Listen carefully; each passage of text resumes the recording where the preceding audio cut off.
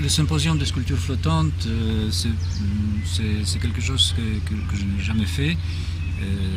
C'est très intéressant parce que pour la première fois de ma vie, je fais une sculpture qui doit flotter.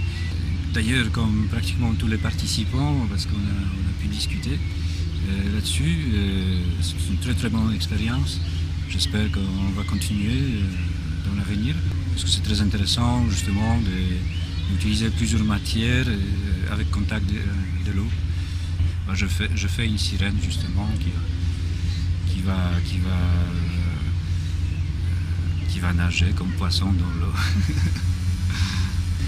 Pour la sirène, il fallait que j'imagine justement la sculpture creuse à l'intérieur, c'est-à-dire je la coupais en deux. Une fois la forme de corps de la sirène était déjà dégrossie à la tronçonneuse, je la creusais à l'intérieur et je recollais deux parties pour créer une sorte de flotteur qui va permettre, avec bien sûr un système de ballast, qui va permettre de faire émerger le buste de la sirène et la queue qui va émerger de l'eau un peu plus loin. Et après, bien sûr, j'ai fait la finition de la sculpture à la gouge. Et toute la partie invisible, c'est-à-dire sous l'eau, sera c'est une partie technique qui sera peut-être pas très jolie, mais bon, ça on verra pas.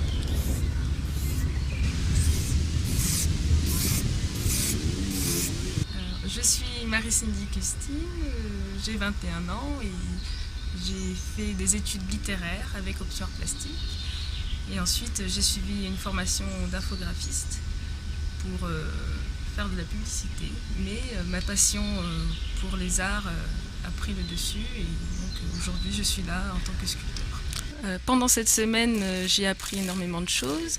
J'ai notamment appris à souder, que j'avais jamais fait avant. J'ai utilisé des matériaux comme le plastique que j'ai dû faire fondre, des bouteilles et toutes sortes de matériaux dont je n'ai pas l'habitude de me servir. En tout cas, cette semaine m'a permis de rencontrer de nouvelles personnes, de nouveaux sculpteurs surtout, qui m'ont appris d'autres choses. Et je les ai beaucoup appréciés, ça m'a aidé à faire un pas encore en avant. Je fais que scotcher en fait. Mon projet personnel est une main qui caresse le vent. Elle n'a pas un rapport direct avec l'eau au niveau figuratif, mais c'est plutôt au niveau des matériaux, donc les bouteilles, les flotteurs, tout ça. Et donc cette main, elle symbolise pour moi la douceur qui émane de l'homme.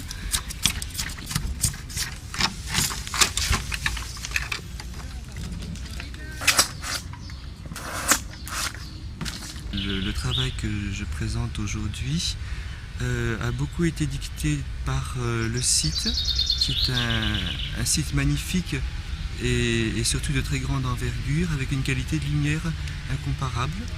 Et donc ça m'a orienté vers la recherche de la capture de lumière et aussi un travail de grande échelle. Le sujet initial était l'émergence, mais aussi l'émergence de la paix, puisque ça avait été trouvé au moment d'événements politiques.